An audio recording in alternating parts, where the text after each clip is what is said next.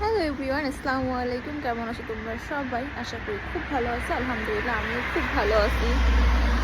তো আজকে কাজে যাচ্ছি।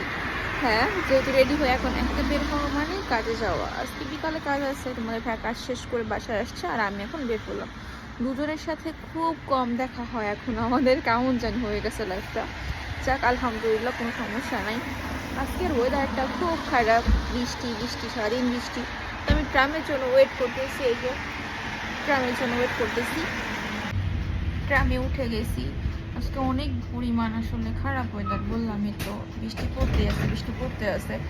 একদিন বাসে উঠছি আর হচ্ছে আমি কার্ড আনি নাই, ওদের এত বলছি ক্যাশের কথা, ওরা ট্রামে ক্যাশ নেয় কার্ড নেয়, বাট শুধুমাত্র বাসে কার্ড নেয়, ক্যাশ নেয় না। এত সাচ্ছি আমি, আমার জবে দেরি হয়ে যাচ্ছে। পরের স্টপে আমার নামিয়ে দিছে, পরে বাসায় গিয়ে তারপর আবার কাজে গেছি। আলহামদুলিল্লাহ ওই দিন কাজ আসলে দেরি হয় নাই। যেহেতু টাইম কাজ করি, আমি ঘন্টায় কাজ করি, তো আমার জন্য টাইমটা অনেক বেশি ইম্পর্টেন্ট। তো চলো, যতটুকু পারবো আজকের ব্লগে তোমার সাথে টুকটাক শেয়ার করি। বাস এসে একদম সেন্ট্রাল স্টেশনে নামিয়ে দিছে আমায়।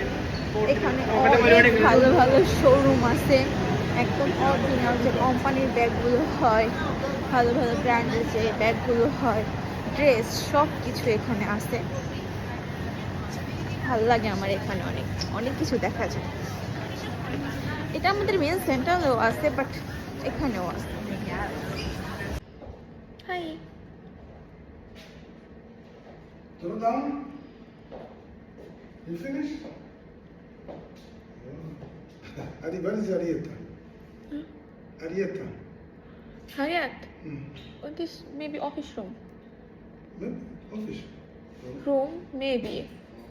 আজকে কাজ শেষ হবে আমার 9টায়, কিন্তু 1 ঘন্টা আগেই আজকে কাজ শেষ হয়ে গেছে। এখন ভাবলাম ক্যান্টিনে এসে একটা কফি খাই।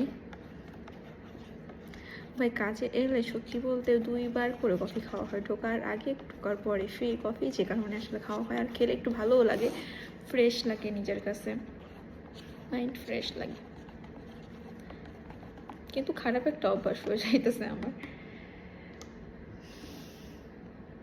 আজকে যেহেতু আমার কাজ তাড়াতাড়ি শেষ হয়ে গেছে, আমি একটু এশিয়ান শপে আসলাম। এসে এবার আমি মাছ কিনতেছি। আমি একটা শোল মাছ কিনছি আর এই রুই মাছটা কিনছি। এই রুই মাছটা 3 কেজিরও বেশি ছিল, আরও অনেক ধরনের মাছ ছিল। বাট আমার না ইদারিং শোল মাছটা খুব ভালো লাগে। এই যে দেখো, শোল মাছ কেটে দিচ্ছে কেমন করে।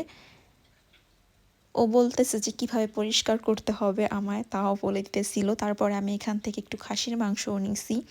তারপরে এই যে দেখো, এই মাছটা আমি নিছি, ওরা আমায় একদম মেপে দিছে, 3 কেজি 100 গ্রাম মনে হয় হয়েছিল এই মাছটার ওজন। আর এই মাছটাও এবার কেটে দিবে সুন্দর করে। এখান থেকে মাছ কিনলে একটাই সুবিধা, যে মাছগুলো খুব সুন্দর করে কেটে দেয় মেশিনে। আমায় বারবার করে জিজ্ঞেস করতেছিল যে আমি কিভাবে কাটবো, আবার অনেক গল্পও করতেছিলাম।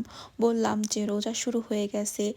ও আমায় দেখেন রুয়াবজা দেখাচ্ছে যে নিব কি না। পরে আমি বলছি না, তোমাদের ভাইয়া খায় না আর আমি একার জন্য আসলে নিব না, মাঝে মধ্যে খাওয়া হয়, পরে ওইগুলো ফালায়া দেওয়া হবে, এই কারণে আর নিলাম না। ও আমায় খুব সুন্দর করে এই মাছটা কেটে দিতেছিল।